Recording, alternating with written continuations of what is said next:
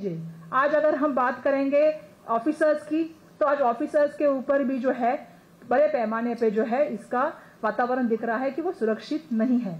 जब रक्षक ही भक्षक बने तो राज्य अपराधी बनता है। ये हमने पहले भी देखा है और हम आज भी देख रहे हैं।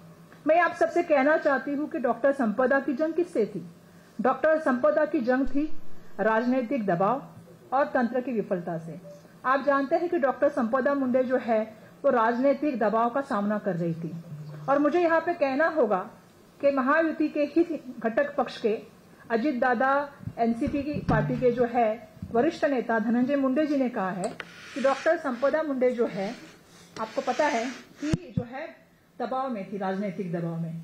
अब ये सवाल आता है कि किसकी राजनीतिक दबाव में थी वो, तो मुझे यहाँ पे कहना होगा कि भाजपा के पूर्व सांसद रंजीत सिंह नाइक निंबाळकर जी और उनके जो शुगर फैक्ट्री के पदाधिकारी है और उनके 2 सह सचिव है, इनके माध्यम से जो लोगों के ऊपर जो हमला किया जाता था, कामगारों के ऊपर, मजदूरों के ऊपर, उसके लिए उनके ऊपर प्रेशर डाला जाता था कि उनको फिटनेस सर्टिफिकेट दिया जाए।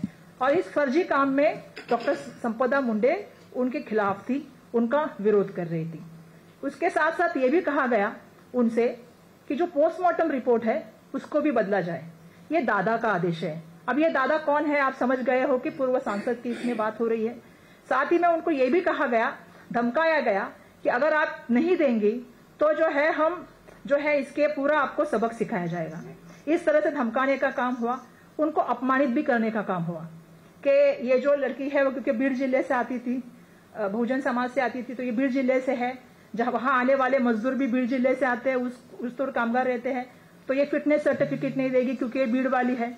उनको इतना भी कहा गया, ब्लैकमेल भी किया गया कि अगर आप जो है इसको हम फिटनेस सर्टिफिकेट नहीं देंगी तो हमें जो है आपके वीडियो जो है वायरल करने पड़ेंगे।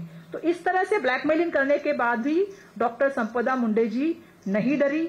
उन्होंने जो है पूरी तरह से, मैं बताना चाहती हूँ, इस सब चीजों का इनकार किया। उसके बाद उन्हें अपने वरिष्ठ जो अधिकारी है उनसे शिकायत की, पत्र लिखे, न्याय के लिए गुहार मांगी, और इस मामले में उन्होंने, मैं सब डॉक्यूमेंट लेके आई हूँ, आज मेरे पास सब डॉक्यूमेंट है। 19 तारीख को जो है वो डॉक्टर संपदा जी ने जो है डीवाईएसपी को एक पत्र लिखा।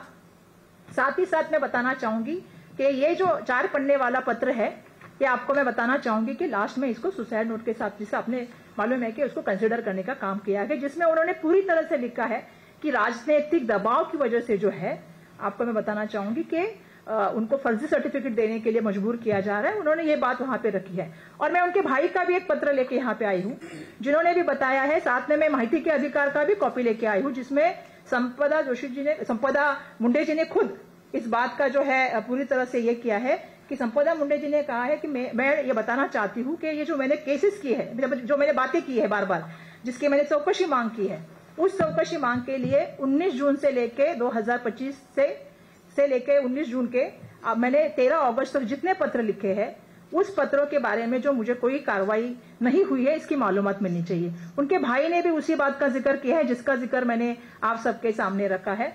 और मैं ये बताना चाहती हूँ आप सभी को, वरिष्ठ डॉक्टरों की जो है वो विभागीय जांच उनके ऊपर हुई, डीवाईएसपी ने जो है उनके पत्रों को अनदेखा किया, और ये जो व्यवस्था है, इस पूरी व्यवस्था ने जो है उनको विफल करने का काम किया।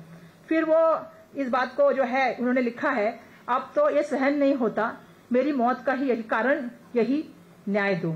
ये उन्होंने दोहार लगाई।